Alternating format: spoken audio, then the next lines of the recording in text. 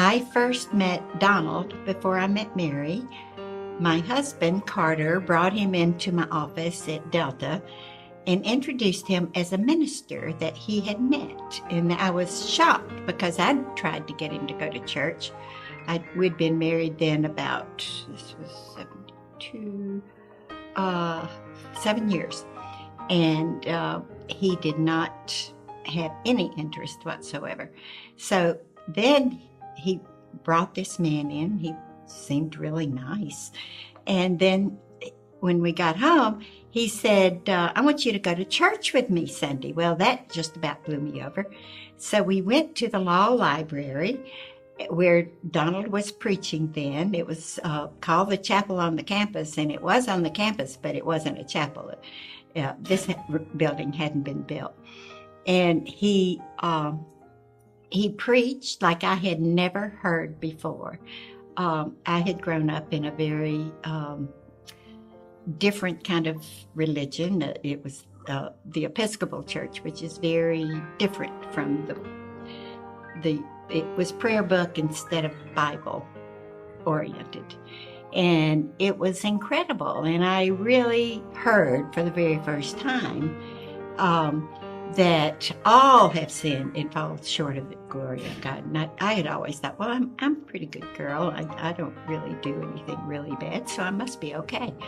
And I really felt convicted. And so he had an altar call at the end. And so I prayed in my heart, and he asked people to come down, and Carter went right down to the front, but I couldn't because we never did that in the Episcopal Church. But I did it in my heart, and I know. And then soon after that, Donald had a Bible study, and we started going to that, and I met Mary, and it was just instant.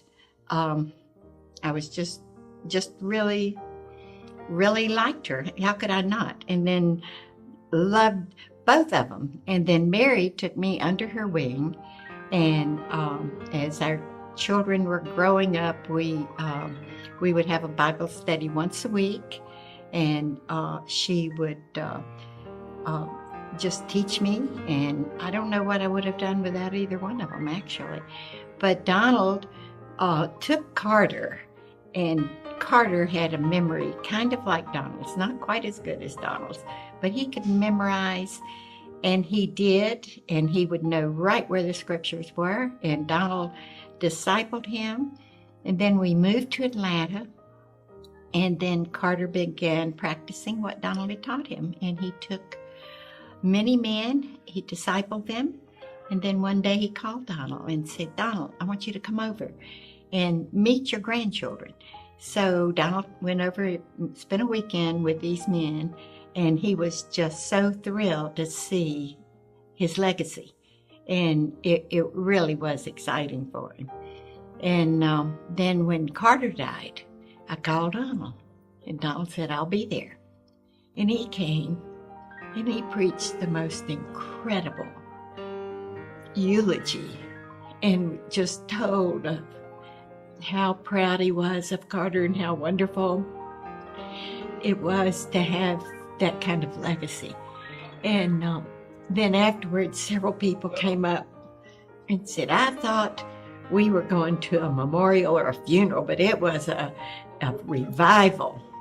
And then Mary came up and stayed with me for a week, and we had so much fun doing chick flicks that we never got to do, and just fun things.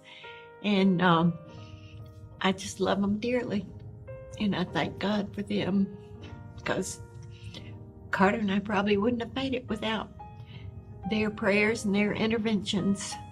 And so I'm just totally thankful. One year, the Tabbs and the Reames vacationed together on Dauphin Island. And Catherine was 2 years younger than Robin. And Catherine and Robin were thick as thieves, and were kind of like thieves. They were always getting into trouble. And so Robin had been taking a nap, and Catherine was taking a nap in another bedroom because they never would have taken a nap together. And Robin got up, and then she was going to Catherine's room, and Donald was in the living room, and he saw her, and he said, "Robin, no, shh, don't go in there." Well, Robin didn't hear that, so she went in. And of course, Catherine woke up instantly, and Catherine at that time was like a little whirlwind, and so she just wore everybody out. So don't wake her up, whatever you do. But she did wake up, and so Donald spanked Robin.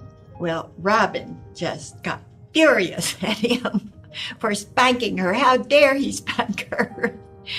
But she says to this day that she did not hear him say that. So we will see in heaven which one did it. I don't know.